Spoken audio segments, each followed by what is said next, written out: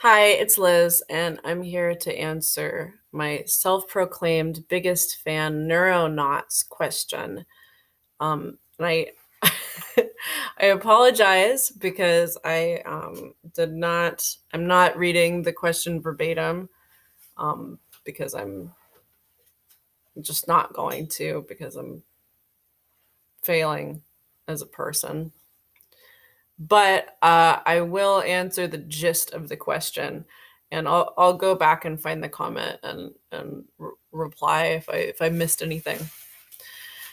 So their question was basically like about sleep, about bipolar 1 and sleep. Do I have to be really careful about how much I sleep um, in order to not get manic? Like, what's the relationship there?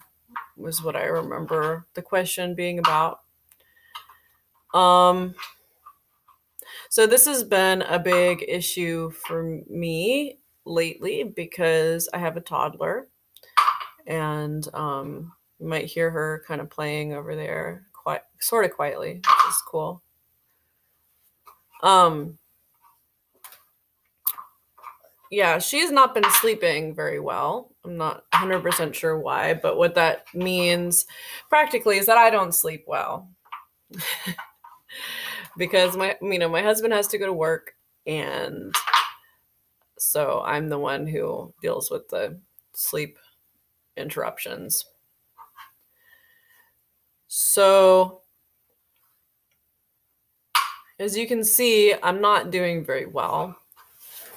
Um, well, maybe you can't totally see because there's so much light, but you can. My eyes. My eyes have super dark circles under them, and yeah. So what's the deal with that? So I'm gonna break this into two parts because you know there's a huge difference between being on lithium and off lithium for me, and I want to speak very specifically about my experience because I it's totally useful to, I think, hear people's experiences, but you don't want to generalize too much because we're all different. And it is, anecdotal evidence and whatever. So, I mean, the thing that especially complicates this for me is that I am also on the autism spectrum. And for that reason, I just have a somewhat harder time dealing with sleep deprivation anyway, just like on a cognitive level. If I'm not sleeping enough, that's one of the things that can trigger shutdowns and meltdowns and that kind of thing. And, you know, can also just trigger pretty much all of my autism symptoms or any of them. It just because my brain isn't functioning as well. And so I'm not able to mask my symptoms. I'm not able to manage them as well. It's just, all the sensory stuff, all the executive function stuff, all of that is heightened, and it's harder to deal with. And that in turn plays into the bipolar stuff because, bipolar disorder, the symptoms of bipolar disorder and episodes are often triggered by stress, physical stress, emotional stress, similarly to a lot of the autism spectrum symptoms. But, if I'm dealing with, for instance, if I'm dealing with sensory issues like light sensitivity, which I sometimes, I do have light sensitivity to some extent all the time. Sometimes it's an extreme. And if it's getting worse and worse, the worse my light sensitivity gets, my light sensitivity in turn will trigger my mania.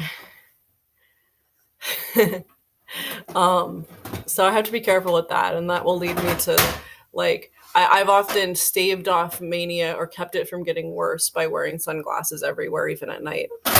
Um, She's fine. So that's an example of how they can play on each other because, yeah, my autism symptoms can in turn cause me more stress, and so that becomes a cycle, and then that triggers bipolar symptoms. So it's a mess. With lithium, though, um, it's a lot less dangerous. I mean, have been a few occasions since I've been on a full dose of lithium where I started to have a few symptoms that made me concerned I was getting hypomanic. So that's exactly as tentative as it sounds.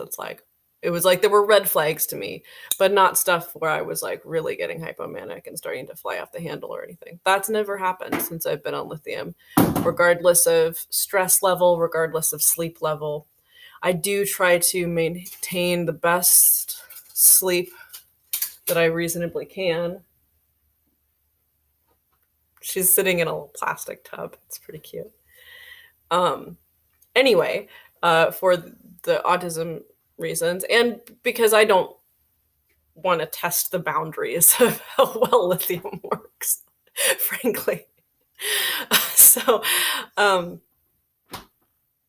so yeah, I've been dealing with a lot of sleep issues lately, and it's really more been a problem for autism reasons than bipolar reasons. I'm not concerned that I'm getting manic at this point. So there's that. However, when I was not medicated, that was a big issue, was making sure I had enough sleep, which I somehow managed to do. Like the thing for me was that, hi, Lydia.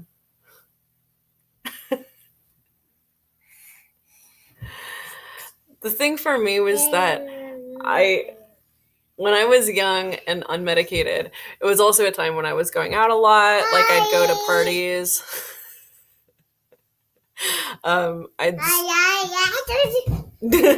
I'd stay out till 6 a.m, or I'd have parties going on at my house till that late. I'd be, using drugs and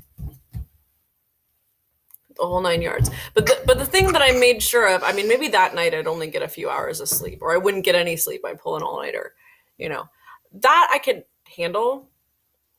But I needed to make sure I slept the next day, because having 2 nights like that in a row would potentially start me on a real manic episode. So I had to be really, really careful with that. And I made a point to limit those crazy times to only maybe 1 day a week, which, I mean, still is a lot, whatever. I was in my 20s. I was that kind of kid, but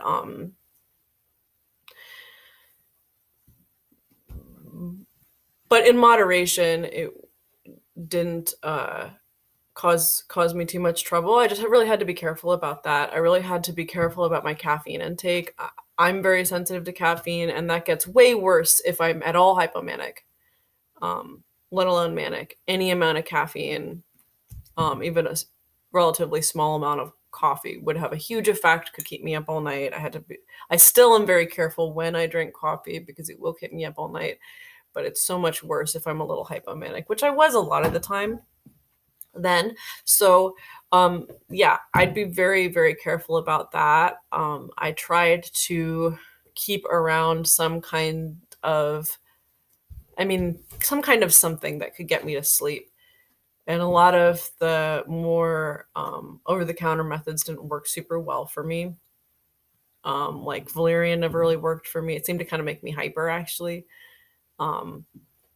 So I just make sure I'd have something that could help me get to sleep. I'd try to get,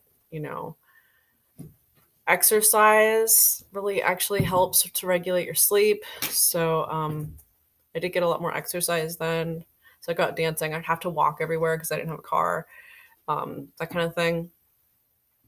But I'd make a point to get exercise, if I could, and I really needed to make sure I slept. Yeah, I did a lot to make sure that I didn't go off the deep end, and that was definitely one of the things. Mine. No, that's mine, sweetie. Mine. No, that's mine. Mama. Yeah, it's Mama's. Mine. So My eye. I hope that answers your question.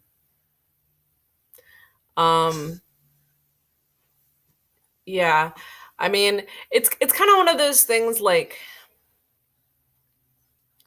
there's a lot of different little things that can trigger mania. And it's kind of almost like any of the things that are symptoms of mania. It's like if you do those things enough, you might become manic. Like that's been my experience. Like, again, like the light sensitivity thing. When I'm manic, I'm more sensitive to light.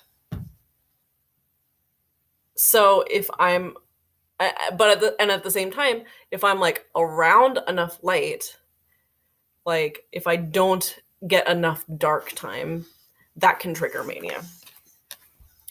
And if I'm experiencing light sensitivity and around a bunch of light, that can trigger mania. So it's like it's like all these cycles. So it's the same thing with sleep. You don't sleep a lot when you're manic, and if I don't sleep a lot, I might get manic. She's wearing my shoes. If I'm being hyper, doing a bunch of crazy stuff, having a lot of super intense conversations, that's also something that could trigger mania. So I have to be mindful of making sure my brain gets a rest to regenerate. Because, like, it's almost like, like a toddler, if a toddler gets overtired, they get really, really crazy, and it becomes really hard to get them to sleep, as any parent of a toddler might know. And I think mania is a little bit like that. It's like being overtired on a really dangerous level. Because you're an adult and you have all the capabilities of an adult, and nobody's probably there taking care of you and babysitting you. So, yeah. It occurs to me that I should really specifically do a video at some point about like self-care tips, because that's something that I know people really want and like and need, and would have been really helpful to me.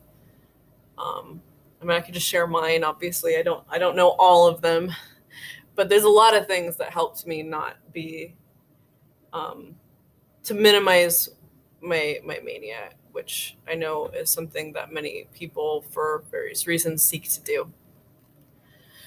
So anyway, wish me some sleep. Maybe tonight. And I'll see you soon. I've got some cool topics that I want to talk about. So, bye.